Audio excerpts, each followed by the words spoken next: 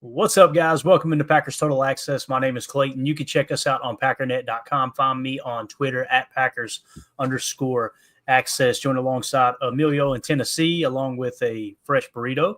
We've got Tim back in the fold here in the great city of Green Bay, here to talk some Packers and more specifically some mini camp news. Hopefully everybody's doing well out there. If you would, hit that like button on the way in. Feel free to subscribe to the channel. We appreciate everybody making us support. I have a question, Clayton. What did you do to the chat?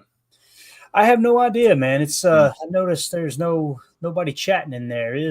When I'm looking on my phone, it says choices for families. Explore simpler, safer experiences. Imagine that. So they screwed it up, huh? Let's see if we can go do this. Too old. Look at this determination to get in the red zone. He came over here because YouTube comment section was off, and we got Greg Rice piling through on Rumble. Unbelievable. That is disabled for this live stream. Uh-oh. Greg Rice was like, I got some advice for y'all. Take 2 weeks off, then quit. Of course, we notice it as soon as we go live, right? Yeah, that's just the way that goes. Let me see. I mean, there's nothing on my end. Nothing. Well, I just changed it to where to join the Patreon, right? You can comment right in the Patreon group. Very true. That's very true. Yeah, this is live chat. There it goes. There it goes. We're back up and running. We're cooking. There it is. There we go. Cooking with Crisco. Yeah. Eldegrim said fart. There you go. It's a test. All right. It's nice to know that Rumble is working in case United Bates says we're in timeout. Probably deserved it. LOL. No, we're good now. Everybody can hop back over to YouTube or whatever platform you want to use. It doesn't matter to us. But I'm not sure what happened. It gives me the option. Not that anybody cares about this, but I'll take 60 seconds to explain it. It gives me an option to make it friendly for kids or not friendly for kids. And usually I check it's not friendly for kids because, we'll slip up and say Jacob. Jacob. That's exactly right. Definitely. So, tonight I was like, let's just click it friendly for kids. We kept it pretty clean, I feel like. That must have been what happened. They won't allow it. Yeah. So, there you go. Is what it is. 2-0 for this. I will watch live on MySpace. Oh, man. Taylor says, Clayton, y'all thing went crazy talking parent control. Hey, man, listen, we're just trying to keep this world a better place. You know what I mean? He said, I'm a grown-ass man. Gonna give him some. Those are the comments. They know us. They knew that was happening. That's why they said, let's don't allow the comments tonight. So, all right, let's get everybody's take. If anybody has a take here, if you guys have something you want to mention that maybe you learned today, heard about, that I might have overlooked, anything at all before we dive into the mini camp info here. Anything at all on the forefront of your all's mind? Big E in the house where he belongs. Yes, sir. Not doing any heavy lifting, but he's there. He's engaged. He's a part of this team. And I think that's my big takeaway, right? The professionalism being exhibited by Elgton Jenkins right now, even as he's trying to rework a deal in the kind of later stages of his career. So a lot of respect for Big E. I think they'll get something worked out eventually. I do too. It's in good faith, Emilio. You know what I mean? Him showing up and Right. I mean, that's half the battle, right? I mean, showing up to work is half everyone's battle every day. So I appreciate Elgton getting there, even though you're working finances in the back, because you can still build relationships with players. It's not like you're, completely mute or anything. I mean, he's going to have a good time with the guys, joking, messing around, and you still got to be able to get in what's Matt going to do for their final, activity. We going paintballing this year, bowling, you got to get in on that. Yeah. I'll tell you what I'd do. I'd take everybody up at a 1919 kitchen and tap and shut it down. You know what I'm saying? That's what I'd be doing. Take the cheese curds and dip them into the beer cheese soup. Oh. Cheese curds make my stomach hurt all the time, but I do eat them though. And a lot of Bo Melton. And it's funny too because we got differing opinions on this. You hear some fans on Twitter. We'll get to it here in a minute, but obviously Bo Melton playing multiple positions. Some people are looking like, oh boy, he's gone. Like they're trying to give him one last shot to, do something significant here. Nope. And like Taylor says, Bo Melton stock just went up. And as Tauscher said earlier today, and again, we'll talk more detail in a minute, but Tauscher said today, the more you can do, the more valuable you are. So I don't know. Right. I'm just kind of sitting back, Tim, going, I really don't know what the hell to think, to be honest with you. And it's too early to really make any, sweeping judgments or predictions, right? Like this is what they're working with right now. I mean, whether it's Bo, playing both sides of the ball or whatever, or it's, Big E being at camp but not doing anything. Hey, this is kind of part of what you go through this time of year, no matter what your organization is doing or what situation you're in. You're going to have a few of these contract renegotiations. You're going to have some, juggling of the personnel. You're going to have some unexpected releases from your roster that you're going to have to deal with. So I wouldn't put too much stock into what we're seeing right now, with mandatory minicamp. If this was training camp and we were seeing this and it was consistent, you might want to jump on the train and get a little excited about what you're seeing, with guys like Bo Melton maybe playing a little defense or, guys shuffling around. But I think right now we're just at mandatory, workouts right now. So we should just kind of digest all of this and take it as it comes.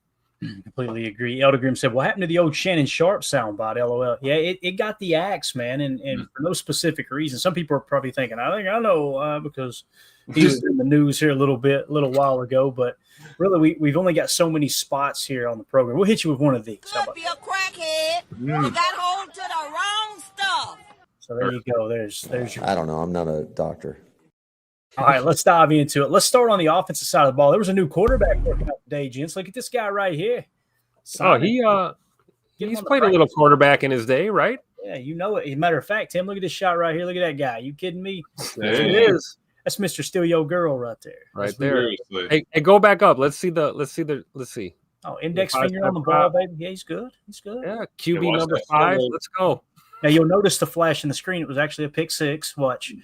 That's a DB picking the ball off right there. So he was throwing the drill to the DBs. So it's pretty cool though seeing Matt out there. You can tell he's taking it way too serious. And he snapped. You see him snap to the right. First read wasn't there. Second read wasn't there. Get over to the third.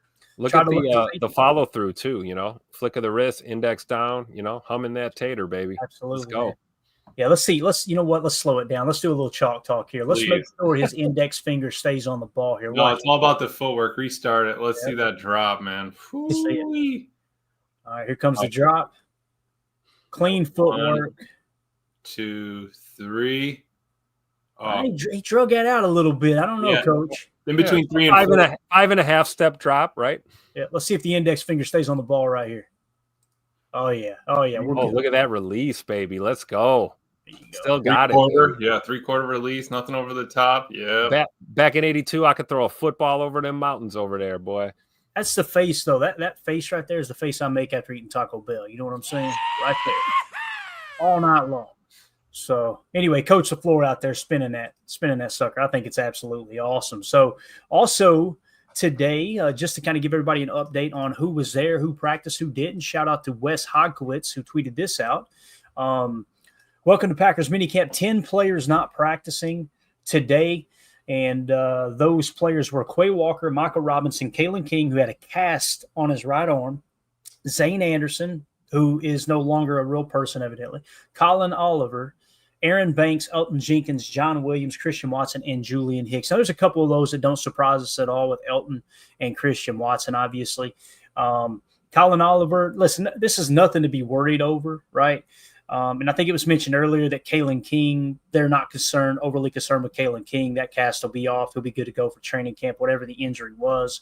I like to think that he got into a fight with somebody who's running their mouth, and the other person, took the brunt of that wrist, that hand. You know what I mean? Somebody had to catch those hands from Kalen King. So I think he'll be fine. Again, when you look at this list, I'm not overly concerned, but I will say this, a Christian Watson, kind of exciting. We'll see a little clip of him here in a second. But with this list initially here, Emilio, what do you think? Is there anything to mention here? Anything we might be overlooking or not? Yeah. Just a couple young guys there and some new talent. I mean, it's you're talking Micah, Kalen, Colin, new, young, and then you got Aaron Banks, new, Elton going to a new position, obviously, but he knows what's going on. John Williams, young and new, Christian Watson, and Hicks there. I'm not mad at it. You're going to have injuries. You never know what the 53 is going to look like at the start and at the end. So if it happens now, I mean, more power to him to get back. I think Matt was saying that in his presser that Kalen, he's got the shoulder on now, but he said, he'll be out the rest of this mini, but he'll be good to go for training camp. Good deal. Respect Orange says Emilio broke his hand once from patting himself on the back too hard. So It was my wrist, actually, but yeah. Tim, anything stick out to you here, big dog, with this list here? Yeah, great point by Emilio. A lot of these names, it's nothing to get, super overly concerned about, right? We knew Scoot was going to be out and miss some time, right? A lot of these are not surprises, but, the first name on the list kind of sticks out to me. My boy Quay. I'm wondering what's going on. Nagging injury from last year. There could be an abundance of reasons why. Could they be getting his contract done, Tim? Could be that. It could be very similar situation to what we're dealing with Big E right now. So I don't know, but that would be the only one that I might raise an eyebrow at, wondering why my boy Quay's not out there getting those reps in. But you guys know how I feel about our linebacker room. More reps for the young guys. Let them get it. So we'll see what happens. Yeah, and there's no pads on, right, Clay? So it's not like you're not like you're losing physical reps. You're losing mental reps, and kind of going through the motions. As long as you're there paying attention, though, you should be able to step in and do that when you get to it. In the summer. I think we got a clip from Big E earlier today talking with Jacob Monk as Jacob Monk was taking reps, almost like he was helping coach up Jacob Monk. This is strictly contractual. This is something where, hey, this is a little bit of leverage for him. Let's get this deal worked out, get a little extra guaranteed money, and then we'll be off and running. So I'm not too concerned about. Matt Schneidman put a similar tweet out just to kind of cross-check everything in case we missed something. Elgton Jenkins here at practice, but with the rehab group. They said he was riding the bike most of the day, just working on cardio, I'm sure.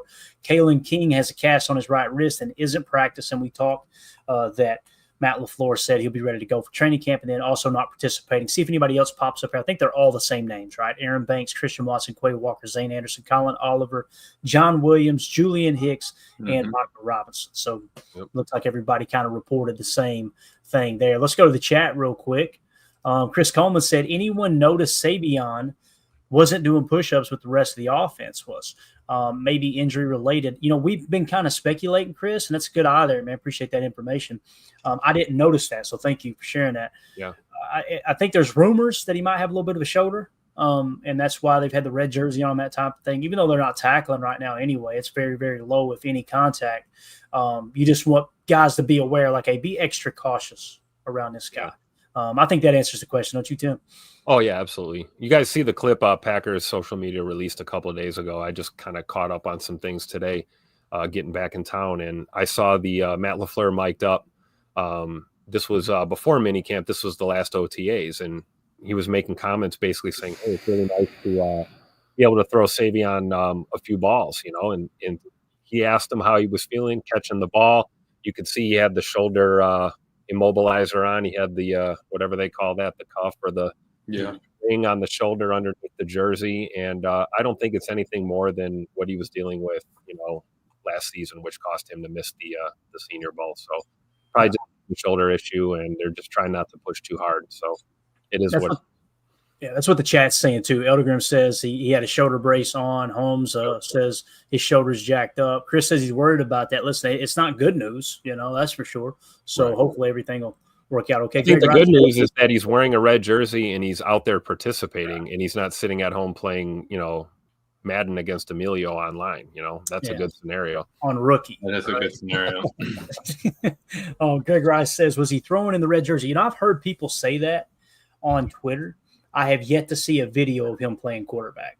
Yeah. So I think the early thing was everybody's like, whoa, they're going to put him in at Wildcat quarterback or something, and they may do that at some point during the season. But I think the red jersey is more along the shoulder thing. Yeah, precautionary move, probably. Mm-hmm. Exactly. So Coach Lynn says still the shoulder. 2-0 for this says, Doc, is jacked up true medical terminology? It is for this stupid show, right, Doc? Doc reeled it in here. Shoulder harness, probably a rotator cuff strain. There we go. Dude, I've got two. Boy, they're in bad shape, Emilio, from these walk behinds. I'm telling you. Yeah, that's weed eating one-handed will do it too. I think the goal is 50. When I hit 50, I'm going to shut it down and go get both surgeries on both shoulders, and we'll just enjoy the rest of life up in Green Bay. You know what I mean? I think that's what we'll probably end up doing. So we'll see how that goes. Manny might have different plans for me. Chris Coleman says, Watson back in September. Man, I wish, Chris. I don't know. I'm not a doctor. Holmeses. Anytime someone asks a question like that, I immediately try to give an honest answer. And the way I do that, Emilio, is I run it through the filter of got to bet the farm. When's he coming back? Right. And that really takes the emotion out. Yeah. I don't think September. If I had to bet the farm, I would not say September, Chris. No. Now, October before Thanksgiving, maybe we'll take that. October still seems like a stretch.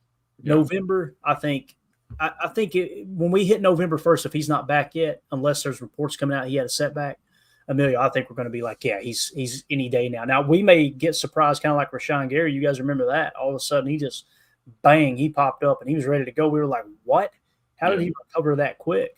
But we know – I want to say we know how Rashawn Gary is. He works as hard as anyone. You know, he's one of those just athletic freaks. He's an off-season grinder. But Christian Watson is too, man. Mm-hmm. You know? So Jay Love was saying that in his presser that, you know, Watson, his life has been rehabbing day in and day out, just rehab. I mean, imagine not working 5 days a week. It's 7. I bet it's 6 or 7 days a week for Christian, doing, you know, strength training, flexibility training. Biggest thing after that ACL is you got to get full extension, which he's already passed, obviously. Get that height, get a little bit of hyperextension just so you know that you have that full movement and get that full close.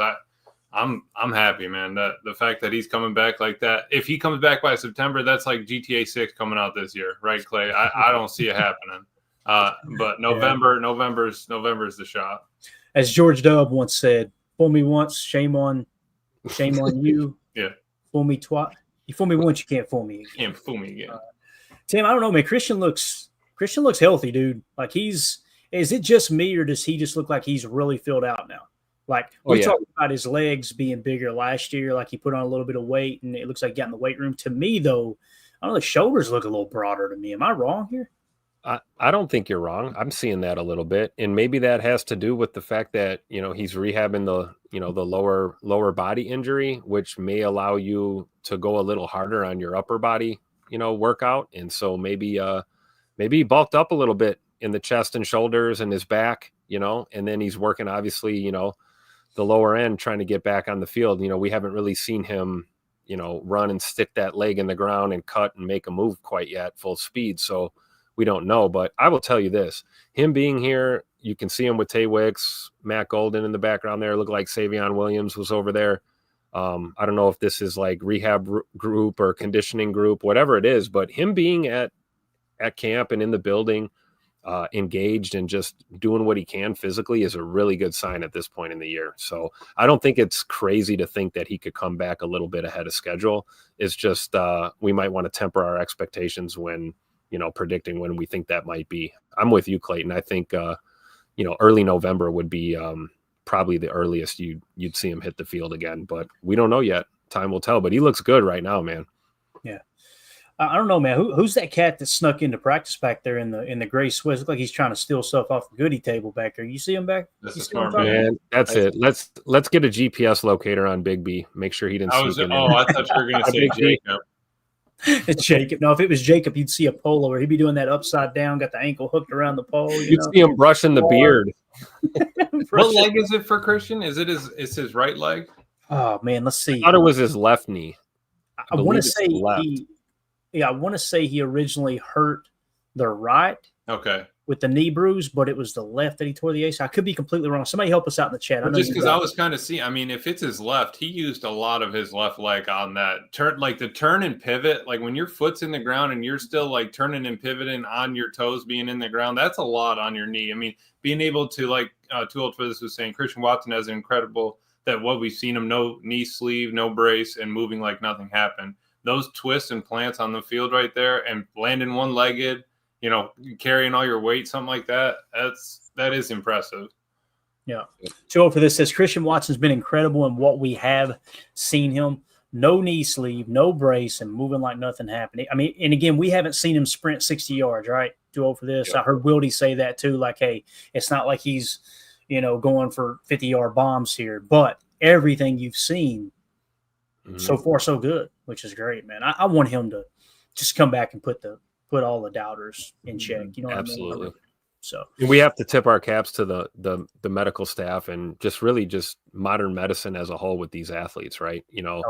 ACL used to be a career ender, MCL used to be a career ender. Now these guys are, they're getting state-of-the-art procedures, state-of-the-art rehab, doing everything they can to get back. And that's why we're seeing, I think, accelerated healing time and guys getting back on the field maybe a little bit sooner than they did even, 3 to 4 or 5 seasons ago. It's amazing how fast things are developing now. So big kudos to the athletic training and the doctors that have taken care of Scoot and these guys throughout this process, right? Yeah, definitely. A shout out to Kyle Malzahn. He's the one who provided that video, and I caught it over on Sleeper Packers, at Sleeper Packers on X. You guys go give everybody a follow over there. Now, we were talking a little bit about Elgton Jenkins, and this is the clip with him with Monk. And again, I know some people are going to roll their eyes and say this ain't no big deal. This is nothing at all. I love it. Like, the fact that Elton's out here and kind of just, maybe giving advice and just being, it'd be real easy for him. Hey, I'm here so I don't get fined. And he's sitting over on the bench. You know what I mean? Just unplugged from everything. To me, this looks like best case scenario based off of the contractual situation that he's facing here, Tim. And again, if you think he should be practicing, look, we can agree to disagree. It's totally cool. Yep. I can understand where he's coming from. And I can also understand where the Packers are coming from. They structured this contract in a way, Tim, where they can, if for some reason Elton hits that wall and they decide they want to move on next year, they have covered their bases to where they can move on with very little salary cap ramifications. However, you want him to change positions, lower that value, play center now. It's kind of give and take. I think he should meet in the middle somewhere there. But I agree. And I think that's why you're seeing what we're seeing, right? The Packers aren't, upset that he's doing what he's doing right now. They understand what's going on. And I think, to Big E's credit, you're right. He didn't just show up like, hey, I'm fulfilling my obligation. I'm going to go sit here and drink Gatorade all day and thumb at Instagram and not pay attention to anything, Yeah. He's engaged. Look at the extra reps that, our backup centers or potential backup centers are going to get. You're talking about anything X's and O's related or scheme wise or anything they're trying to do. He's engaged. He's hearing it. It doesn't matter if he's not out there jogging around in his, his underwear or whatever, who cares? right. If this, like I said, if this was a few weeks from now and we're going into camp and, we still don't have something figured out, now I'm going to be a little bit concerned, but I think this is a testament to him being committed. But hey, I'm standing on business. This is a business. Nobody's wrong in this situation. This kind of reeks of the same thing with the Jaire situation. You can feel how you want to feel about it. Both parties made their position known. They couldn't work out a resolution. They had to part ways, right? Well, I think we're going to see the opposite with Big E here. I think they're going to get something done that'll probably keep him in Green Bay at least until he's probably 33, 34 years old, something like that. So just a matter of time. Yeah, and Rod Jens here in the chat. Thank you for the info, buddy. Said it was his right knee, so it was his right knee that he tore the ACL. Okay. Emilio. So he wasn't spinning and planting on that one, but he did jump up with a head explosion with it. So either way, honestly, the fact that he's not wearing a brace right now, I'm pretty sure I wore my brace for like a year plus, almost 2 years. Like I was just worried, it's just that mental hurdle. Yeah, United Bates with the super chat. Thank you so much, Bates. He said when Watson went down and Bears cornerback Jalen Johnson immediately called for the medical staff and prayed for him. That was awesome. Rivalry aside, that's why I love the game. You couldn't have said it any better, Bates. Yep. And I remember part of me was like, damn it, I want to hate the Bears so bad, but in that moment it was like, what a classy move. You know what I mean? Mm-hmm. It was just, yeah. And Jalen Johnson's one of those guys been vocal and talked a lot of trash in the rivalry and everything. But, yeah, mad respect. I love how Christian's mom responded on X, his dad as well. Like, yeah, you could just tell immediately Jalen knew what it was. We all knew what it was. Just soon as it went down. So, very well said, Bates. And listen, man, I've always tried to get along with other fan bases because they're just as passionate about, whatever team they're following as we are. So we're like, there's that common ground. I will say though, man, social media is true. It's just a different animal. People don't talk to each other like that in real life. And that's one of the reasons why I don't like it. And that's why I try to just block people and move on. Every now and again, I'll get caught up in a little trash talking. But now my go-to, you guys see me do it on Twitter. The Bears start talking crap. I just hit him with that Kevin Hart carrying that thing, and it said, "We're gonna be here. We're gonna be here." Oh, that was I saw that earlier. Put literally all the wins that the Packers had in a row or what have you. So it was like the last, I don't know, 20 meetings where the Packers just absolutely dominated. So I usually hit it on the head there, Clay. Like trash talk, right? That's talking trash, talking a little, throwing a little salt out there, seeing what it sprinkles on. Nothing wrong with that. But you're not going to wish injury or terrible things to your rivals as much as you can't stand them. At the end of the day, man, this is a game. And I think Bates hit it on the head, dude. I remember that play. It kind of reminded me of, I'm aging myself here, but I remember watching Lawrence Taylor and Joe Theismann's career. And, the minute that play happened, the first person waving medical staff to the field was Lawrence Taylor. And he felt terrible about how that play turned out. And you look at Jalen Johnson and Scoot, I mean, that was a non-contact injury. So it wasn't even a crazy hit. And you've got a division rival, that's taken a minute to just, really be a good sport. And I think that in this day and age, like you said, with social media and a lot of the chitter chatter that goes on, we get lost in that respect of the game. So I think it's important to highlight things like that. Yeah, I really appreciate Bates bringing that up. It's true. Just like when you got to go through the line after you get smoked in a game, you still got to go through shake hands, right, Clay? Yep. But playing baseball and all that, you had to do that, I'm sure. I was telling a story to Eric just yesterday. I heard Another One Bites the Dust came on a video, and I was like, "Good, I want to love the song, but I hate it so bad." And he was like, "Well, you hate it." And I explained to him that I won't go as in depth. I remember it like it was yesterday.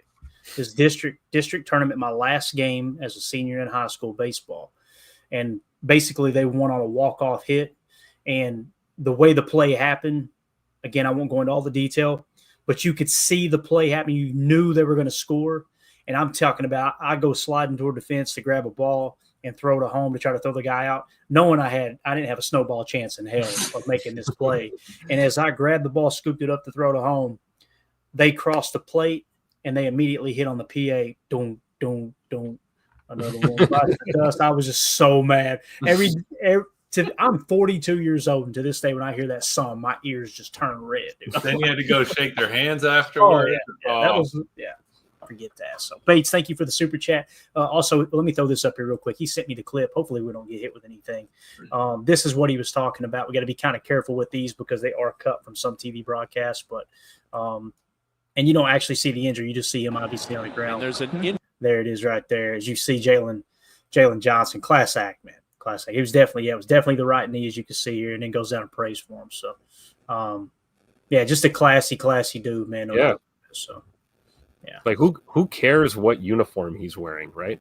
Right. Like what difference does that make? That's a camaraderie between athletes right there. That's warriors in battle, and that's a mutual respect, and you love to see it. Yeah, for sure. And again, man, all rivalry aside, when something like that happens, in mad respect to Jalen Johnson. Thank you for that super chat, Bates. Appreciate you, buddy. I love when Bates gives us money to add value to I was gonna say, send him his $10 back, man. We should be paying him for that. Exactly. Something else that was mentioned here. Deadfish, I see your comment on Jaire and the 1 year prove it. We'll get to that on the defensive side. I got it marked here because I definitely want to highlight that here in a minute. Zacchaeus Earls said, why do some Packer fans keep saying trade for Trey Hendrickson or TJ Watt? They're both about to be 31 in a few months. I would not risk doing that and giving either one a big contract. And that's the thing that people are overlooking, Zacchaeus. I think you hit the nail on the head, is the contract that you got to provide with it. If they were getting that contract with Pittsburgh or, in Trey Hendrickson's case with Cincinnati, which, by the way, boy, that is off the rails. Matter of fact, since we brung that up, and I know we're still talking offense, we'll just weave this in real quick. This is wild. You guys remember we were kind of worried we were going to draft Shamar Stewart? Yep. Going to be this project player and everything. I'm not going to play the clip because I don't know who owns rights to it, but this is a video.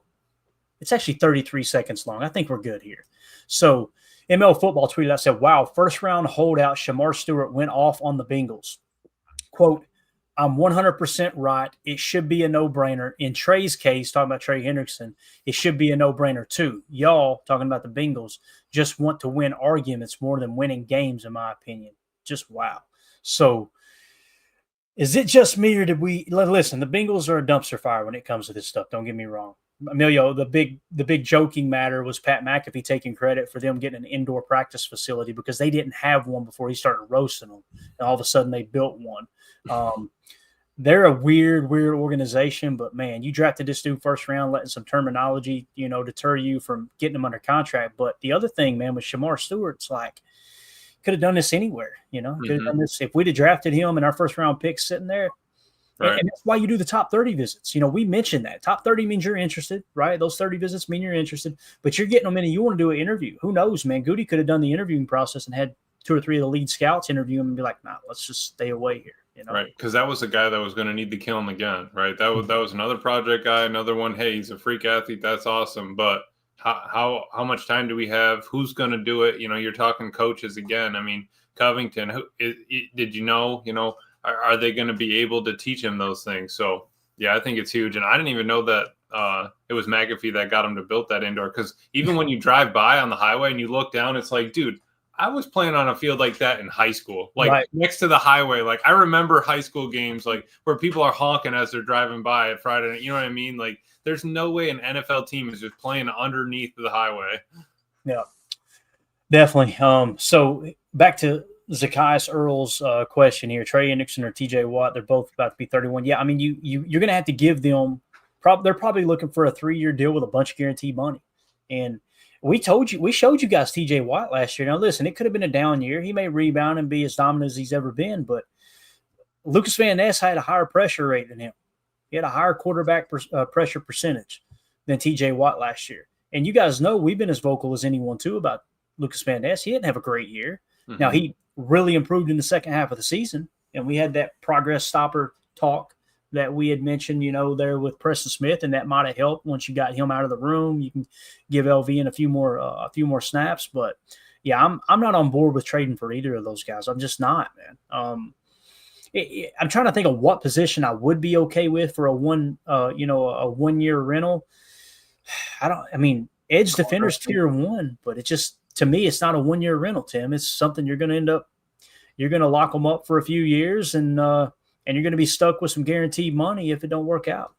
Yeah, edge would not be the first position group I'd look to target right now. And that's no disrespect to these two guys because they're obviously, at the top of their game. They're the elite of the elite in the NFL at what they do. Let's be honest. But they're getting older, right? Mm-hmm.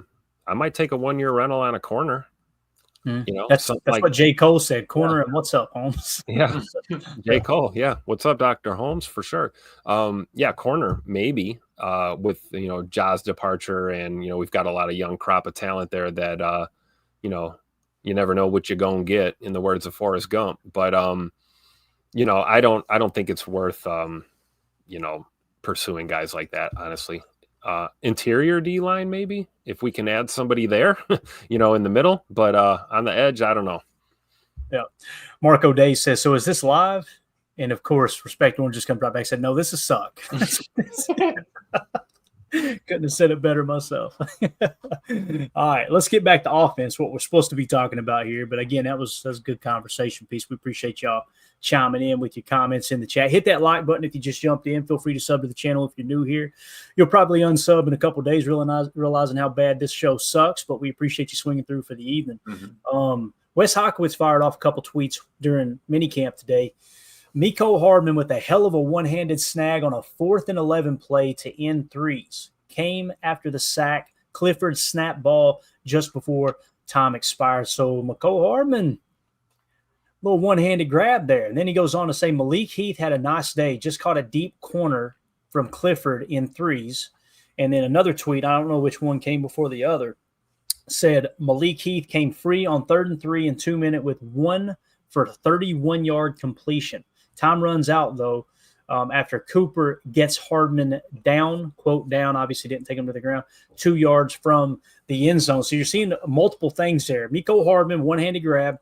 You're seeing Malik Heath having a good day. And this is Wes Hockowitz is awesome. His coverage is just, man, it's – you go and listen to him on Packers.com. It's just a breath of fresh air. Follow him on X too, because look at the posts. 6 hours, 6 hours, 6 hours. These are rapid fire. This is as it's happening, as he's seeing it, and he's calling it like it is. And you got to love Wes, man. great coverage. And this is just after, like you were saying, Clay, their pod, that unscripted. I think they did it right before they went on. There'll be another one later this week, and then they're off too. But yeah, man, they just hit some great points, and being able to have them in the building, you know, and then coming out and giving you just 30-minute just snippet of what's going on. I love them. Yep. Yeah, same. So again, the thing that sticks out, Miko Hardman, good day. Malik Heath, good day. And I love that just Cooper, once again, right, gets Hardman down 2 yards from the end zone. Cooper's when was the last time we heard anything negative about Edgerrin Cooper? Seriously, throughout the season last year, the only thing I heard was after he had his best game, the coaches said he needs to be more gap sound. And we're like, damn it, if you guys consider that negative, you know, the way he played on Sunday, we're in good shape. Yep. I mean, honestly, when was the last time we heard anything bad about Edgerrin Cooper? That's kind of one of those things where you file that in there's always something to improve, right? There's always something you can do a little better. So maybe that was the one thing they had to pick on was like, well, you're a little off on your gap integrity. Let's work on that. But, you know, the other 99% of your game is pretty damn good. We'll take it, right? Yeah. 2-0 for this says the only negative about Cooper is he makes the other linebackers look bad. Here's the guy. All right. Speaking of not settling, this is pretty cool. Matt Schneiden put a tweet out. Tucker Kraft said, one thing I feel like I could have done better was separate in man-to-man. Most of my game was checkdowns underneath and yards after the catchability, so I'm looking to put it all together, more on unlocking downfield game while retaining what he does as a blocker. Here's what he had to say when they met with the media immediately following minicamp today. Absolutely. We'll take like a seam route, for example, like not being able to push my width past my landmark on the field, being able to stretch the field vertical, you know, identifying if, you know, the linebacker in front of me is about to mash me inside, or if he's going to drop to the hook. Just, read my keys, triangles in the defense, just becoming more efficient pre-snap.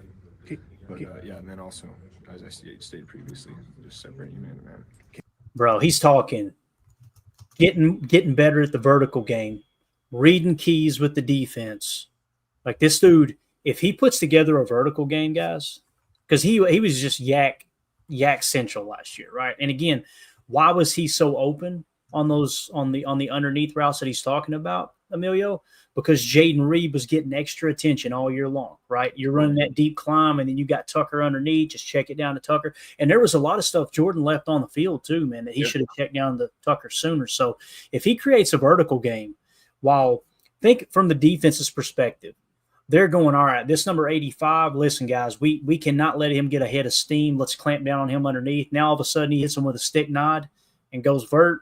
Bro, let's go. His hands are there. There's no two ways about it. Right. Yeah, and he's talked about wanting to be reliable and, you know, be the check down, you know, if you need him, look to him kind of thing. And Jay Love was even talking about it in his presser that they need to get him involved. Like it's going to be a big part of the offense to get Tucker involved this year. And they were asking him, is it something that you can get him downfield, you know, with the ball in his hand?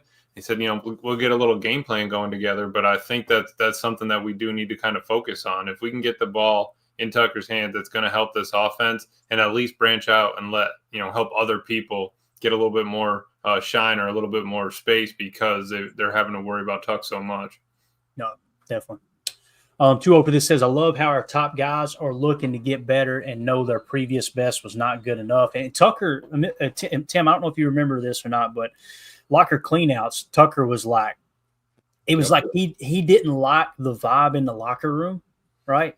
And it was, hey, I'm going to step up next year, and I'm going to assume more of a leadership role. Yep. And again, when you put the numbers up like he did, and we talked about that, we did a pretty extensive breakdown through the history of the Green Bay Packers. Tucker Kraft is off to the fastest start of any Green Bay Packers tight end in history. Mm-hmm. He had more yards as a rookie than anyone, to the best of our knowledge, when we ran that down. And then his second year was better than even Paul Kaufman, if I remember correctly, who I think many would consider to be the best tight end in Packers history. So Tucker Kraft, man, that's a dude you want to be a leader. He just seems like one of those guys. He could put on a bow tie and go eat dinner with the upper crust, and then he'll have a bush latte in a concrete footer pouring concrete with a bunch of construction. You know what I mean? Yeah, while flicking a lung dart, right? You know, you gotta love it. It's our guy right there. And you know, I love what he's saying. Like, hey, I want to go vert a little bit if I can, you know, get a chance. And we talked about Tuck. He's a big dude, got good hands, but I think what we sleep on is the agility in the wheels. Like he can move for a big hog molly tight end that he is. And I don't see a problem with maybe catching a defense sleeping a little bit and sending him on a 9 route or something straight up the sideline and just float one into him, let him make a contested catch or something in one-on-one coverage. I'm all for it. But bottom line is, his comments, like you said, Clayton, last year about he didn't like kind of the vibe or the attitude in that locker room as we had a disappointing end to our season. It sounds a lot like what Josh Jacobs was saying about his last years in Vegas with the Raiders. And he was not happy with the level of intensity or expectations from his teammates as guys were, laughing and still having a good time, even though they lost and they mailed it in. Maybe that's kind of what Tucker was talking about. And he's kind of putting it on himself to, demand the best from himself and lead by example. And hopefully everyone else kind of embraces that. I don't know who coined that old term, right? Good, better, best. Never let it rest till your good is your better and your better is your best. That's what you want to do. You have to pursue that excellence, man. And, that's the Lombardi way, right? That's what we do here in Titletown. And when you got guys like Tucker Kraft that exemplify that is super contagious in the locker room. And you're going to get guys bought in and rallying around each other. And if you want to win a Super Bowl, this is the type of attitude and work ethic that you need to have. And just grateful to have a guy like Tucker on our team, man. Yeah, for sure, man. Goody knocked that one out of the park. And again, if he had just settled on Musgrave, we wouldn't have found Tucker. And that doesn't mean that Musgrave can't turn into a great player, but that's one of the reasons why when you got a need, double dip. And what do we do at receiver this year? Matthew Golden and Savion Williams, right? So you never know which one's going to pan out. I mean, you look at it, safety too. We safety the same year, right, Emilio? You went Javon Bullard in the second. Evan in Home Depot. Yeah, yes, we went 3. There you go. And picked up Omar Brown too for us. Mm-hmm. Yep. And if I remember correctly, I don't think I've got it. Actually, I do here. That draft, when it came to safeties, Javon Bullard was my second best safety in the draft. Katan Oladapo was third. Mm-hmm. Got the second and third best safeties on our draft board in that draft. And Evan Williams was one that we missed on. We had him quite a bit lower. But nonetheless, he wasn't at the bottom. No, he was on the radar. He just wasn't top 10, maybe. Yeah, we had him lit up green too, saying, "Hey, this is somebody that's primed to be a Packers pick." Now, however, Katana Ladapo was in purple. He was one of only 7 or 8 players that we had identified that year. Right. So, pretty cool. I love looking back at those old draft boards, kind of see where we were at. Let's go to the chat. Greg Rice says more targets for Kraft. Please, completely agree on that. Ron Samble in the chat said, I've always loved offenses that use tight ends as primary target. Seems to open up the whole offense. It really does, man. When you can attack the middle of the field and you get that defense starting to clamp in, and then you got the arm talent that you have with Jordan Love that can take the top off the defense. Imagine them clamping on Jaden Reed like they did last year. And now they got to be more aware of Tucker. So now you've got 2 guys you got your eye on. Now all of a sudden you got Matthew Golden running a go route. That's going to really open things up, right? And then if you get Christian Watson back in October, how awesome would that be? You got half of the year with Christian Watson on one side and Matthew Golden on the other. And then, of course, you're mixing in your Jaden Reed, your Romeo Dobbs, your Dontavion Wicks. Dontavion Wicks has got a lot to prove this year. He does, man. He's one, like, obviously he's not a camp casualty, nomination there by no stretch of the imagination. He'll be on this roster if he's healthy, but he's got an opportunity to say, hey, look, guys, I am that dude that I showed you I was my rookie year, and hopefully he could do that. So moving along here, 2-0 for this says Tucker, Cooper, X, and Jacobs are going to bring this team to the next level with their leadership. It's a great point. And you got a couple of young guys and a couple of veterans, right? How cool is that? You got a couple of young guys on one, Tucker Kraft being young on offense. You've got Edgerrin Cooper, young dude on defense. Then you got the Wally vet and Xavier McKinney on defense. And you got the Wally vet and Josh Jacobs on offense. That's a good little blend there for sure. Ed Madden says, I want to see Musgrave up the seam too, but he needs to block better to get the opportunities. Blocking's definitely not his game, Ed. I agree with you there. And he's got a ton of potential. I was way more excited about him in the draft process. I had Musgrave significantly higher than Kraft. Actually, no, I didn't. That year we had Kraft. That was the first year I covered the draft with Ryan, and I did the old school board back here. Right. I had Tucker Kraft like 2 or 3 spots below Musgrave. I was really high on Musgrave. And I got to be honest with you guys. That's, if you see it, you got to say it. What I seen on the college tape when he was healthy has not translated to the NFL, at least to this point with Musgrave. So hopefully, no block, no rock. There you go. Hopefully that does come into focus for sure. So, all right. Anything else on offense, boys, before we wrap up this hour here? I would add Big E to that list of veteran leaders once we sort this whole contractual crap out, get the business side done. I think I'm looking for Elgton Jenkins to be that vocal stand-up leader on that O-line, because we know Zach Tom is elite of the elite, right? But he's not the most, rah-rah, yelling, motivating type of dude. I think Elgton Jenkins moving to center, maybe getting a rework deal, staying here for the next couple of years. He feels comfortable. I think he settles into that role and really helps Jay Love move that offense down the field. So I would look to him to be another one of those lead by example guys once they sort this crap out. Absolutely. You good on offense, Emilio? Anything else you want to add? Yeah, no, Musgrave, we're going to ask him to block. He's just going to need to attempt, right? We're going to have to work on getting better at it and just keep moving forward, because we can't ask Tucker to block every time, right? So we're going to have to spread that workload out. Everyone's going to get a shot. And the way those two work together, I could see them both trying to chip away at it. Again, both are blocking up. I completely agree. All right, guys, that's going to do it for hour 1. For those of you listening on the pod, we will see you on the other side for hour 2. We appreciate y'all. For those of you listening on the pod, welcome into hour 2. Let's talk some defense, guys. Let's just jump right into it. Got a comment here from our buddy Deadfish in the chat. Said, listening to NFL radio a little this morning, they were expecting Ja to get a 1-year prove-it contract. Does not sound good for him, but don't know what the Packers offered him. This got a little bit, I don't want to say weird, but wonky.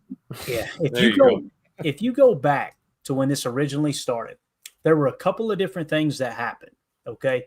And this is why Rob Domofsky was so dug in early that, hey, 99.5% chance that Jaire returns, right? Like it's this, that he's gone is what he said. He's essentially saying it's a 0.5% chance of him returning to the Packers. And one of the things was Goody said, if he's not going to be on our team, we've invested a lot in him. We want to get something in return, right? We want to get some value back in return. That is never, there's never been, this is Jason Wilde's words, and I said this last night, and I just want to repeat it because Jason Wilde right there on the left, by the way, he's covered a team since 1996. And the dude, it's like, I've covered Ron Wolf, I've covered Mike Sherman, I've covered Ted Thompson, and now Brian Gutekunst. I have never heard a general manager in Green Bay say we want to get something for him. Like, that's not a good sign, right? And then, of course, Rob Domofsky was getting information fed from what people seem to think was Jaire's camp, so it was true. Certain Packer fans were trying to paint it like Rob Domofsky was being negative about Jaire, trying to run him out of town. And then don't you look silly that now we look up and it was actually Ja's camp that was feeding that information to Rob Domofsky, allegedly, right? That's where people were kind of connecting the dots now. But anyway, that 1-year prove it, that doesn't surprise me one bit. Here's what Brian Gutekunst had to say. I'll read the tweet from Matt Schneiden as he said, why didn't the Packers take a gamble on Jaire Alexander staying healthy and keep him? Brian Gutekunst said, obviously we've done that the past few years and it really hasn't worked out for us. Okay, so let's play the clip. It's probably what he says here, but just in case he says something else, and I apologize for the volume here live, we will amp it up for the podcast listeners. Here we go. I think obviously we've done that the past few years and it hasn't really worked out for us. I think as we went through it was just something, we looked at a lot of different angles, what might be right for the club, and this is kind of where we ended up. But again, it was no bad blood. It's just kind of one of those things where over the last couple of years it hasn't worked out exactly like the ones. Not for no fault of anybody, just the injuries kind of took some games away from them. I think obviously we've done that. It's a pretty classy response there. Like, hey, look, it ain't nobody's fault. It's just the way it is, right? Do we run it back again another year? Now, you guys know what I said. Based off the cap situation, I would have been okay with, hey, let's give it one more shot and then we'll cut bait if he's hurt again this year. We'll just do that next year. But $17 million, a lot of money to save, man. I mean, it really is. I mean, think of the cap hits this year. And if you had a $17 million cap hit on a player, that's going to be more than a starter, probably a potential Pro Bowl caliber player. is what you can get in that. And we know when Ja's healthy, he is a Pro Bowl caliber player. There's no two ways about it. So I can understand both sides of this. I actually had somebody in the YouTube comments last night said they were unsubbing to the channel because they disagreed with the Jaire getting cut. And I was just like, geez. Things could be a lot worse. I could be a Bears fan. Like I was like, I don't work for the team, right? Like I didn't. Anyway, what'd you say, Emilio? I was just saying, tell him to unsubscribe from the Packers and everything because he's not going to like any other news coming out of there. Unbelievable, man. So going on to the next comment here, this is what Goody said, and this raised some eyebrows. It didn't raise any eyebrows for me, to be honest with you. I think they believe in this DB room. We talked about it. We showed last night the PFF grades, the coverage grades, the last 5 games of the season got significantly better. And you guys know Jaire was not playing at that time. That's not a knock on Jaire. It's just a reality that this team started to play pretty good coverage down the stretch. This is what Brian Gutekunst had to say. And again, this is Rob Domofsky this time with this video. He says, does it sound like Packers GM Brian Gutekunst is going to feel the need to make another move to bolster the cornerback room after releasing Jaire Alexander? Here's what he had to say. Right now, do you need to add? No, I feel really good about it. Obviously, the 3 guys that they combined have about 95 starts under their belt. Feel really good about that. We got some young guys I'm really interested to see compete for those kind of final roster spots. But no, I'm excited about where that group is. The 3 guys that have proven their ability in this league. I like their makeup, their toughness, their ability to play, so their versatility. So no, I'm excited about that. So Emilio, obviously, listen, he's not going to go out there. If he did have doubt with this unit, he's not going to go out there and say, hey, boys, I tell you, we're in trouble. Right. This cornerback room sucks. But I believe Goody what he's saying here, man. I really do. Yeah, absolutely. And I think that it's more like, if we're really going to go out and get somebody, I would honestly rather it happen in season. If it's week 2 or 3 or 4, and it's like, all right, we're having a problem back there on the back end. Let's see who we can lock up, trade for, do something like that. I would much rather do that than try to take some reps away from these guys in training camp and moving forward. And the defense had already started humming. You have Carrington, you got Keyshawn, you have Hobbs coming in there. You got Bull probably playing the slot, up and down there with safety, and being able to work at both positions in the offseason and not have to be switched in every other week. I feel like everyone's going to have a little bit of time to get their feet under them and really just, kind of be ready for what's to come. I 100% agree with that, because if you take those reps away from the guys that Goody was just talking about, right, we have a young crop of talent that we really want to see have a shot at maybe, making that step or finding a role, solidifying a role in this defense. If you bring in some vet now, or you bring in some proven guy now, he's going to be your starter, right? He's going to at least, or at the very least, make your final 53. And what does that tell, your young draft picks or your young prospects, before camp even gets started? So I'm with you, Emilio. I think the move should be made maybe not necessarily into the season, but, maybe as we're winding down camp, if right, guys haven't stepped up and they haven't, really, made a case for themselves, and we feel like we need to look elsewhere, that's the time to make a move, because other teams are going to be making moves too. There's going to be names floating around out there. And I think, to Goody's credit, we can look back. Hindsight is 20/20, right? Nate Hobbs was signed to this team because we thought that there was a chance that Jaire probably wouldn't be a Packer. And you bring a guy like Nate Hobbs in to shore up that DB room a little bit more. So if you lose 23, which we did, now we're not in panic mode. We can, assess and respond and give guys opportunities. And hey, if they don't step up, then we still have maneuverability. We freed up cap room. There's all the possibility in the world that we could add another, medium to top tier corner to this defense when it's all said and done. And I think that's a testament to Goody's game plan for sure. Perfect point, Tim, because if that's the case and you're over here scrambling to try to get a corner before the season starts, you're working through the offseason. I mean, you're paying high dollar for a commodity that probably doesn't deserve that high dollar. You're overpaying for good, right? Right. Yeah. You're in a seller's market at that point, and that's not where Goody and the Packers ever really want to be. That's just not their MO. Yeah. Soder in the chat says, is there a cornerback that you would like to make a run at? At this point, you would be overpaying for a guy that is at best 4 on the current team. I think you hit the nail on the head there. So you answered the question yourself, man. that whoever you sign, you're taking snaps away from some of these younger guys. And you guys know we talked last night pretty extensively, and we have talked a lot about Carrington Valentine. I'm not saying Carrington is a number one corner. What I'm saying, though, is he's got the potential to be a number one corner. And right now, he is a damn good number two corner. Now, what's a number two corner? That means you're somewhere in the top 64 in the entire league in terms of how well you play. Some would say he's in the top 32 right now.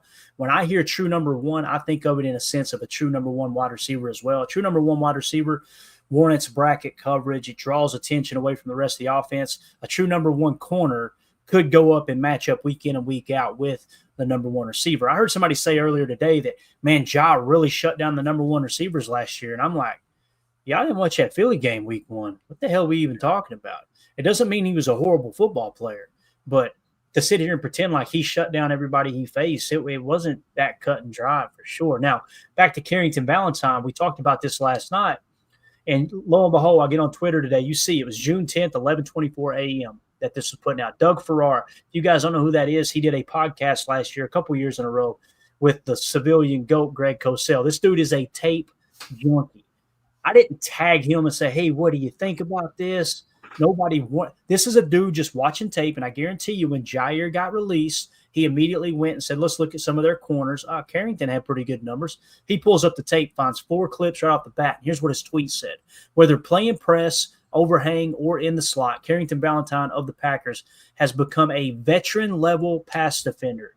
Not sure how they stole him in the 7th round of the 2023 draft, but that's some larceny there. So he's saying pretty much what I say.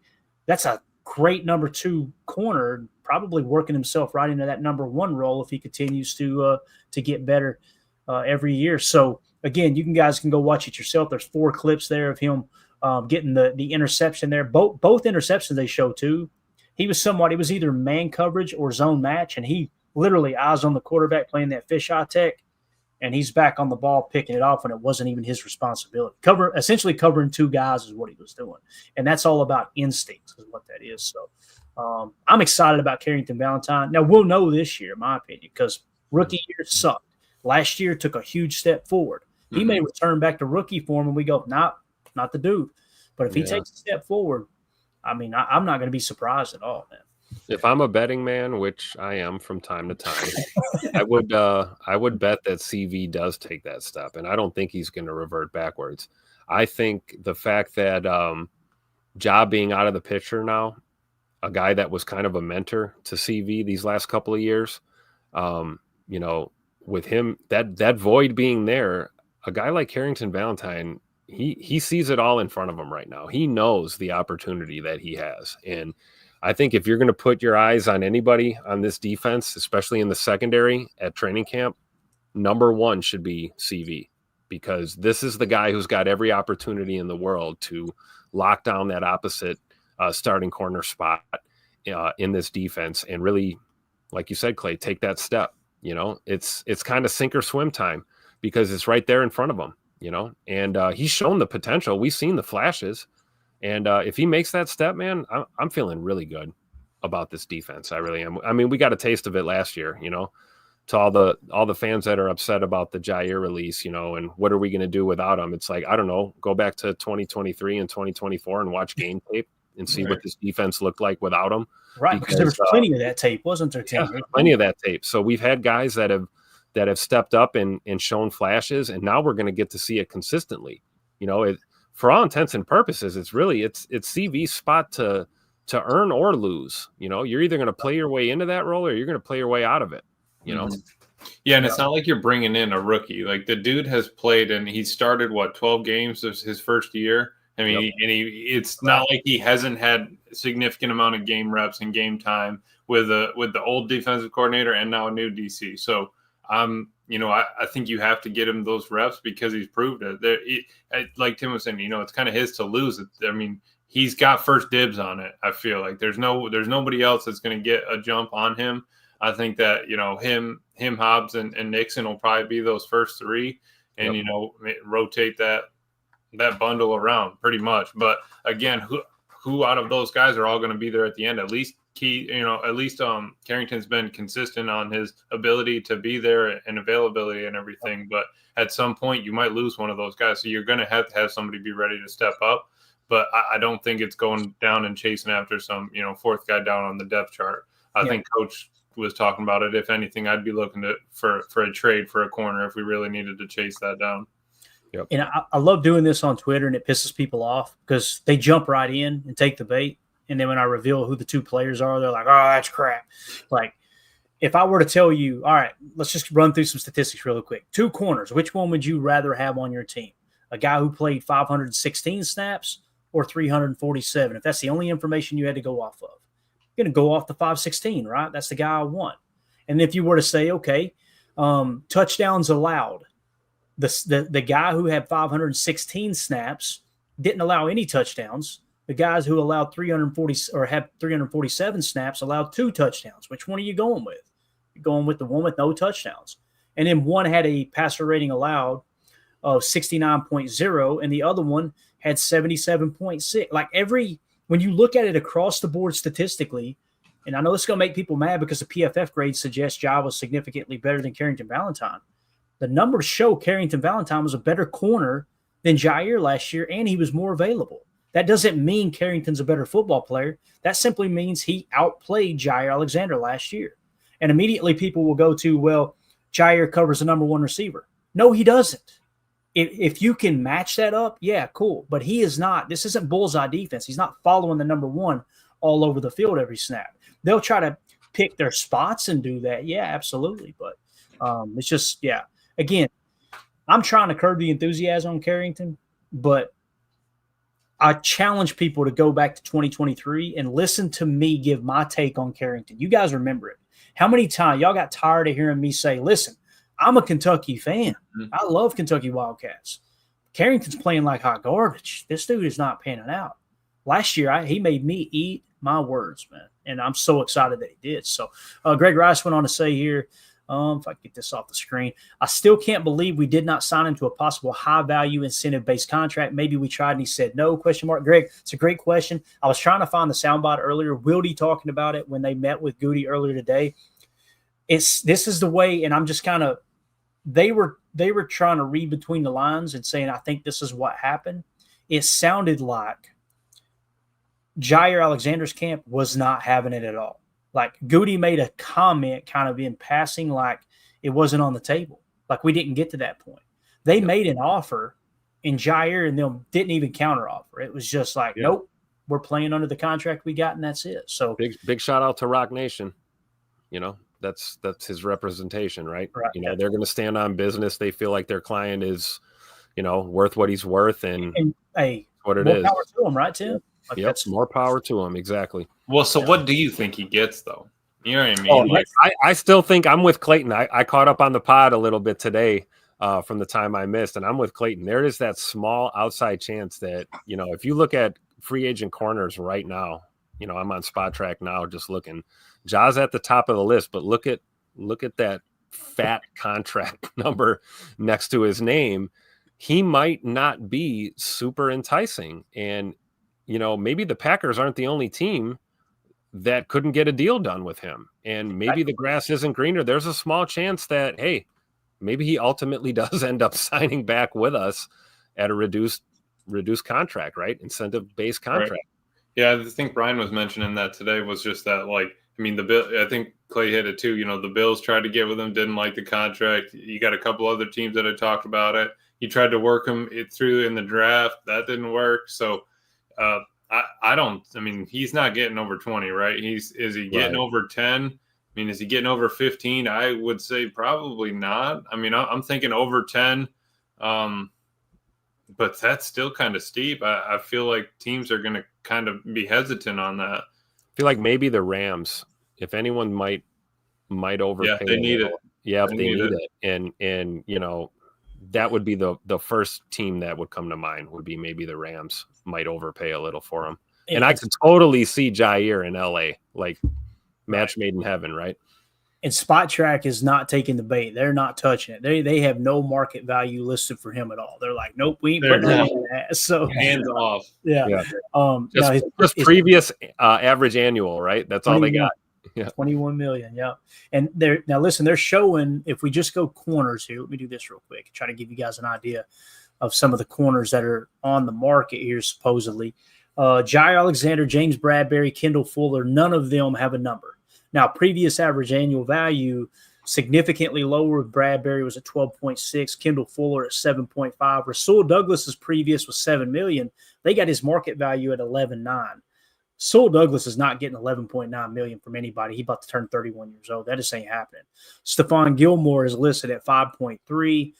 I honestly, man, I wouldn't be surprised if he ends up getting 4 or 5 million. And that's what surprised me, that he wasn't even willing to come to the negotiating table with the Packers. Right. Because he's got to know that. They had to have looked into the money. Now, he may sign. I think he thinks he's worth 7, bare minimum. I think he's looking for north of 7 would be my number. And that's the thing. Like, if he truly thinks that, right? Let's say if he thinks, hey, I should get $7 million. And we know it's not going to be fully guaranteed. If the Packers had come to him and let's say they came and said, hey, look, instead of the 17 million that you're due that we could save potentially, right?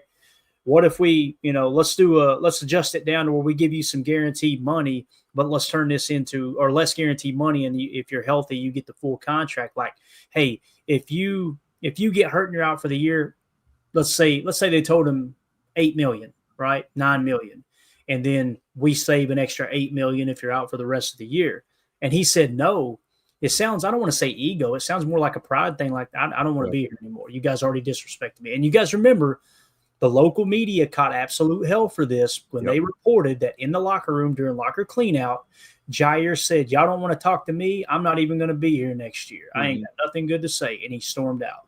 Right. So what it sounds like maybe this whole decision was already made. Exit interview. I think that Goody told Jai, hey, look, we got to do something with this contract, man. You have taken a lot of money the last couple of years, and you've not been available. So we got to do something about it. And that pissed him off. And from day one, and again, go back to Rob Demovsky's reporting. He's not going to be back, right? That's what he said. Jai's camp feeding him information and probably talked to the Packers too. The Packers said, think of Demovsky's angle here. Yep. He goes to the team, and the team says, yeah, we got to do something with the contract, or somebody within the team says that. And then he goes to Jai's camp, and they go, nope. We ain't moving. Yep. We ain't adjusting nothing. That's why he said 99.5% chance he's gone. There are a very large amount of fans in the fan base that owe Rob Demovsky a gigantic apology. And it'll never happen. It'll never happen, but let's just put it out there. It's due. I don't know if he'll ever cash that check, but it's a check that should be written for sure. Yeah. White 009 in the chat, or it might be Wit. I apologize if I got that wrong. So, love how you guys explained Goot's mindset. Some folks on Milwaukee radio had me believe that he doesn't want a Super Bowl. Love job, but he's always unavailable. I seen that running across social media, and I don't go into comments or anything. I'll be honest with you, man. I turn on a couple of shows and I just had to turn it right back off. I'm like, man, these people are like, it's just everything that happens with the Packers. That's a wrong move. That's a wrong move. That's negative. We look up at the youngest roster in the league. We win 11 games, and there's crickets. It's the same. If anyone at 1265 believed that Goot didn't want to win a Super Bowl, Goot would be unemployed right now. Right. And again, it's just so easy to look at the salary cap and go, "Yeah, you got 40-some million. They're not serious about competing." Well, I'd love to see your all's checkbook. I would love to see what that looks like. Well, I bet y'all balance the hell out of that account. Like, it's all about projecting years in advance. And listen, everybody's welcome to their opinion, but I have a hard time when people are so dug in on an opinion, and it's like, you can plain as day see, man, that's not very responsible. That's not, I can't get on board with that. And they immediately turn their attention to, this guy sucks. He's bad at football. This general manager doesn't want to win a Super Bowl. All of these just extremely hot takes. And it's like, I know how this game's played. Yep. Like, we've watched First Take for the last however many decades, right? This is shock jock radio, whatever you want to call it, right? It's like, let's throw something out there outrageous because people like us talk about it, right? That's essentially what happens. But that's just like the whole Lucas Van Ness. I turned on one the other day. If AFAM's in the chat, he knows exactly what I'm talking about. He's not here. He's listening to a Chiefs podcast right now. I seen him in the chat for that one. Is the reason I know that. I was like, we look at AFAM in here trolling. So I turned it on right before work one morning. I was like, let's get a little Packers talk. And I had to turn it off. You guys seen that meme of that guy taking the earbuds out, like throwing them down the side? That was me. But again, he gets blocked by tight ends. They found one damn clip of him engaging with the tight end and strafing across the line and kind of protecting a zone or whatever you want to call it, a gap. And they're like, look, this guy can't even beat a tight end. Hey, you know who else gets blocked by tight ends? Every single other edge rusher in the National Football League. It's going to happen. And then they tried to paint a picture of how the defense or offensive coordinators and offensive line coach don't respect him enough to put anything more than a tight end on him. One clip. And that's what they came away with. In the meantime, he's getting 11% pressure rate, higher than TJ Watt and Max Crosby. Right. And nobody's talking about it's that. It's pronounced Max Crosby. Clay, was that something that they're showing? I mean, I don't know, man. That's just I can't see it. Goot wants to win. I just don't see it. You think God never farted? Respect oranges. Oh, I just seen the comment. I ain't gonna put it up there out of respect for people who are less fortunate. Okay. No, that is hilarious. That is probably what AFAM's doing right now. So anyway, Watt, I appreciate the kind words, and it's why I don't name people. Say name drop them. I don't want to name drop people. I ain't trying to tear people down like that. I'm saying strictly from a fan standpoint, it's embarrassing to turn that on. And then you got, players, family members on Twitter responding to stuff like that. And it's like, what are we doing? Like, why do we have to be a fan base? Why are we fanning like it's 1984? It's 2025. The game has evolved. The game is played differently. Things are a little bit different. You have to evolve as a fan with the game, right? Otherwise you're left behind, man. You're like Uncle Rico, right? Talking about the good old days. And was that clip when he had a broken thumb, or was it not? Are we not talking about that? Look, I'm glad you brought that up, Amelia. I'm going to let you have your point back. They mentioned that this is back during the season, right? Or toward the end of the season. They said this was when they were just harping on Rashawn Gary being absolutely horrible. Then he makes the Pro Bowl, and they're like, "Oh my God, that doesn't mean anything." That didn't work. Yeah. So they said that Lucas Van Ness had to switch sides. He had to switch sides, right, because of the thumb. Mm-hmm. And Gary still can't beat the weaker tackle. And I'm like, what's the weaker tackle? You're saying the left tackle is weaker than the right tackle? What team are you talking about? Like as if it doesn't change week in and week out, the matchup. Right. And it's like immediate at that point, they were all on their high horse just trying to bash the hell out of Rashawn Gary. In the meantime, he leads the team in sacks. He leads the team in quarterback pressures. He leads the defensive line in run stops, and he makes the Pro Bowl. And I'm not saying the Pro Bowl is everything, but you understand how stupid you sound right now, right? Like this is, I don't get it. With anyway, 56% of the snaps it was? So, yeah. I mean. What do we even do? It was less than that. It was less than that. So it was like in the 40 percentile because we talked about how if he'd gotten the same amount of snaps as TJ or as Max Crosby, he would have had LVN. Yeah, LVN. Yeah. He was like I want to say he was like 39 or something like that. But yeah. So you were talking about Rashawn Gary. Yeah. The point Emilio's making is if he had that same 98% snap rate that Max Crosby had, Rashawn Gary would have finished probably with 12 or 13 sacks. That's what he was on pace for. Yep. So again, you blame the coaches, right? But Emilio, you did a great job breaking that down the other day that, okay, yeah, they get a lower snap count, but Max Crosby was banged up because they worked him to death, and TJ Watt was injured because they worked him to death. And that was my question that was my question that I had to the group when we were talking about it. It's like, how much is that hockey line of us prepping to pre-plan to be able to make sure these guys can make it to the playoffs? Right. Like, how are we going to run them into the ground weeks 1 through 8 just so that we have an 8-0 record, or we're trying to get an 8-0 record just so that in 2 months we're going to need them again. So why run them into the ground now? Playoffs. Bates says, I know this doesn't matter, but CV has a great personality, funny as hell, reminds me of Jamal Williams. It does matter, Bates. It does matter, man. That stuff, that can really pull a team together. Yep. When you're in the heat of the battle, go back and I know you've seen this, Bates. You're an old head like me.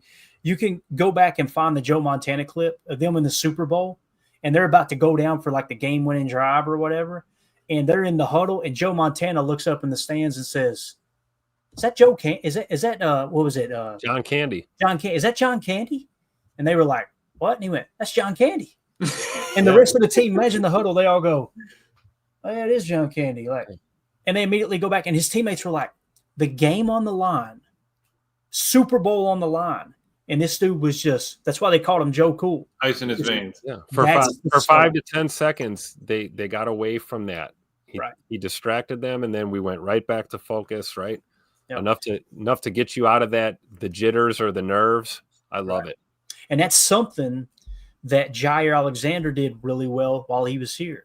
Now the last couple of years, kind of got in his own thing, right? You know, worried about he wasn't voted captain, and then 2 years later, whatever it was, the next year, he makes himself a captain, and next thing you know, he gets suspended. And then he remember that time that he told the media, he said, "I'm going to stop talking to you guys because y'all always get me in trouble," and it was just like always something. He kind of lost that, you know. Yeah. He lost that. I like this point by Bates, because you bringing this up reminded me of this. You know, we think we might lose a little bit of that swag or that chippiness on that defensive side of the ball, but I disagree, because like Bates is saying, CV is cut from that cloth. He will talk the talk and walk the walk. We've got Keyshawn Nixon. Keyshawn Nixon is no stranger to talking a little trash and going out there and banging heads. We've got X on the back end, Xavier McKinney, another guy, very vocal leader.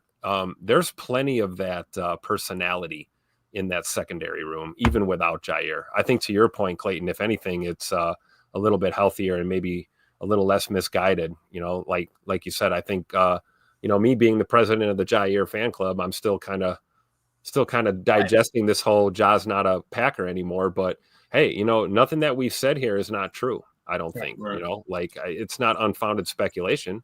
Mm-hmm. And maybe it was just time. Maybe last year was time to move on and we didn't.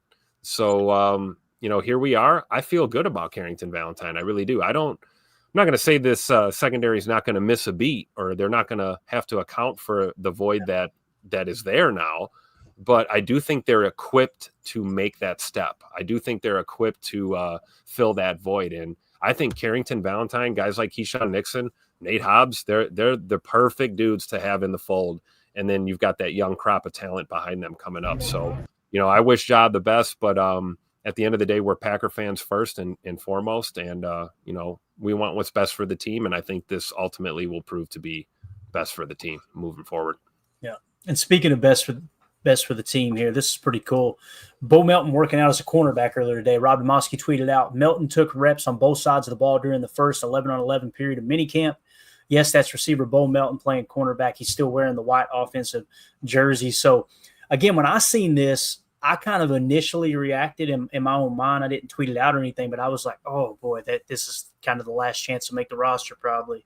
And then it seemed like I'm in the extreme minority there, that most people were like, no. I didn't ask anybody, but just reading other people's tweets is like, man, this is going to be extra value. And then again, when a former player talks, I shut the hell up. I'm like, okay, they've made it to that level, right? Tauscher said, we had this saying, man, even on the offensive line, the more you can do, Emilio, the better chance you got of making this roster. So I had to take an L on that one and go, I think I'm probably looking at this the wrong way. So Imagine if you got Bo Melton, good special teams player, right? And you got a guy that can play corner in a pinch, but also play receiver. Oh, by the way, he's got a faster 40 than Christian Watson.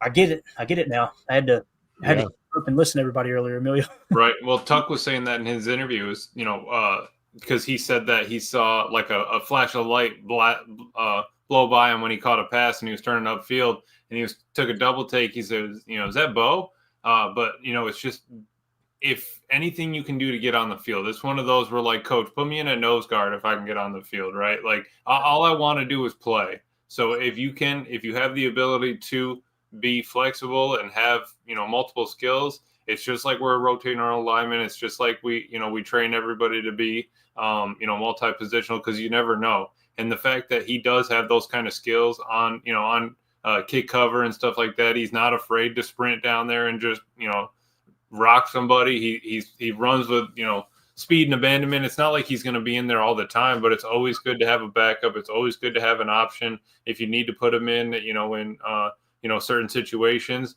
Obviously, he's not going to beat Travis Hunter, but his brother plays corner for the Cardinals. It's like we wanted to bring his brother in as a corner, so it's not like it's completely out of his hands. You don't think he ever tried to cover his brother, so it's not like the dude's never done it before, right? So I'd be fine with getting a couple reps, and that's something to keep you on the team. If you make your name on special teams and you can perform there, you'll get reps on offense. You could potentially now get reps on defense. Yep. Great point, Emilio. It's not unprecedented in professional football, even college football, even high school football, for a guy that plays receiver to maybe convert to a corner, or a guy that played a lot of corner. Maybe he goes to the next level. He's not very effective as a corner. Maybe he transitions to a receiver, maybe a slot receiver, return guy, whatever. So what we're seeing with Bo here is not like Clayton always talks about. This is so true. Look at the precedence. Is there a precedence for this? There is. So this is not that out of the realm of possibility. And nobody's saying Bo Melton's cornerback number one. We're not we're not going out here saying this guy's going to play. This isn't Travis Hunter, right? Yeah, right. But I think it's good proof that maybe Travis Hunter isn't the only guy that's going to play both sides of the ball in the NFL in 2025. We might get to see. I would anticipate if we see Bo at corner, it might be as often as we see Travis Hunter at receiver. In the NFL, pepper it in here and there, but at the end of the day, you're going to put your best foot forward. Clearly, Bo as a returner or special teams guy and a receiver might be, his number one best foot forward. But hey, if he can play, 5 to 10 snaps here and there as a corner for us and do it well and not be a liability, that gives us depth, especially when you're cutting down to your final 53 and, roster spots are at a premium. You got a guy that can play here, there, and everywhere. I mean, that's a valuable asset to have. Yeah. All right, we're out of time. We're going to go rapid fire here real quick with the rest of the defensive stuff we wanted to hit. Jason B. Hirschhorn, I hope I'm saying that right. Packers head coach Matt LaFleur on cornerback Kalen King's injury. Quote, "It's nothing long-term. He'll be back for training camp." LaFleur says King is doing, quote, "much better physically than he was a year ago." So that's a great sign there. So nothing to worry about there with that injury, it sounds like. And then, of course, we had a signing today. I don't know if you guys caught on to this or not, but this is Packers signed defensive lineman Cameron Young, entered the NFL as a fourth-round pick number 123 overall to the Seahawks in 2023, played in 17 career games, but just one of them came last season. So he's probably on my board from last year, right? I would imagine. Let's see here. Wait, no, this is 25, 24, 23. I don't have the board. Never mind. But we do have a PFF grade. If you're wondering, hey, man, can this guy play ball? I'm going to go ahead and warn you. It doesn't look good, all right? It might be a cat body. Cam Young, 6'3", 304, all right? Ran a 5.140. Like I said, they got him at 124. The other thing said 123. His 2023 PFF grade, a 58.8. And then last year, he only played 2 snaps, grading out as a 44. So, what this says to me, guys, is – body. Yeah, it's a camp body, and it also says that Goody probably had a significantly high grade on him, like he probably had him as a third-round pick and said, hey, this is worth it, minimum contract, no guaranteed money. You can move on if it don't work out type thing. Just like, didn't we get Jaron Reed from the Seahawks? So we'll just keep rotating in their old D linemen and see what works. Because you never know. You might hit on one of these guys, right? Oh, yeah. Might very well step up and be a valuable piece, even if it's a 1 or 2 year rental or something. I mean, how do we normally do in the 4th round, Tim? I know we didn't pick him, but if you got an eye for him. That's so true. All right, that's it. Anything else you guys want to hit before we wrap up?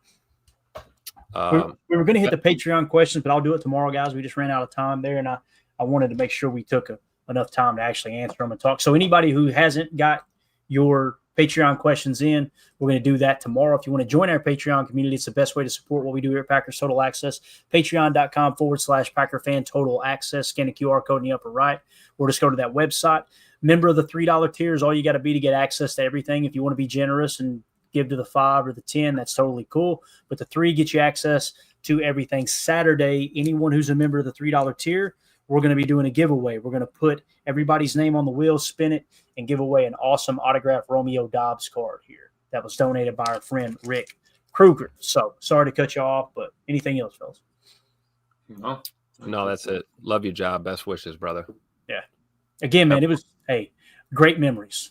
Amelia, that pick 6 last year in Tennessee, baby. You were up at the bathroom, wasn't you? Did you go get a drink? I watched the whole thing. I was just sitting there. I was like, wow. And then the whole stadium just erupted. I was like, hey, I'll take it, man. I was just having a good time. I was trying to get you a refill, the Jack and Slushy. Yeah, it was rum. It was Captain Morgan. Yeah. Oh, that was, If you guys, you want a good laugh, go back through our channel and find the Tennessee Titans post-game show, okay, that we did on the show or on the channel. And then find the very next live stream, which will be the next morning. And you'll hear what Clayton sounds like after he's had about 3 different cherry slushies with Captain Morgan rum. It was bad. And it was it was 92 degrees. Yeah. Oh, yeah.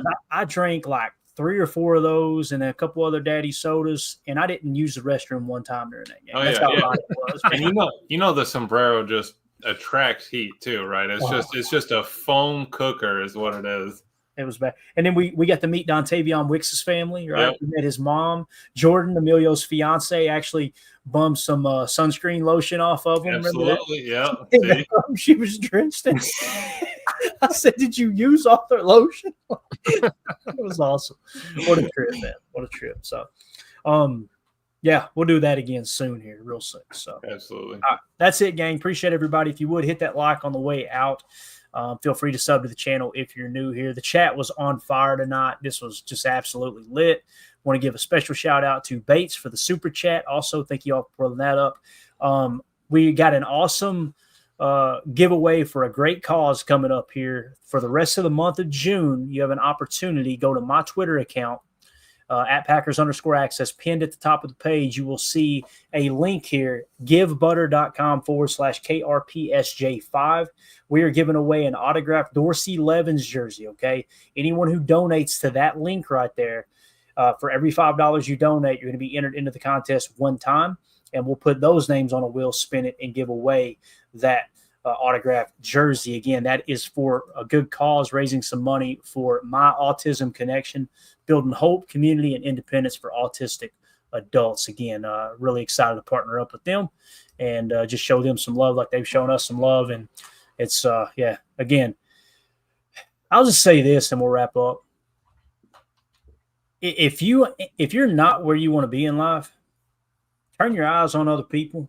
I'm telling you from past experience, I was in the dumps. My life was a wreck. And I'm not going to get preachy, but I read a book one day, got into the book a little bit and realized, you know what, let's try this the other way. Let me stop worrying about what's not going right in my life. And let me just try to, it don't matter what it is, whatever you can do to help people. And this is, you don't have to donate to this. Find something you're passionate about. Just go out and make a difference. If you got money, donate money. If you ain't got money, you got time because you're probably sitting at the house. Donate a little time, right? I'm telling you, man, it's amazing how your life will turn around. It's just like you start to attract to you people that actually care about other people, and all of a sudden the negative people just disappear from your life. It's amazing how it works. So, there's my sermon for the night, all right? Get ready to go. So let's get out of here. Appreciate everybody. We will be back tomorrow, 6:30 p.m. Central Time for PTA Live. Hopefully we'll have some more mini camp updates. Everybody, like I said in the chat, thank y'all so much. Y'all are awesome tonight. As always, let's go out and be the change we want to see in the world, and go Pack. Here we go. We're out. Bye, guys.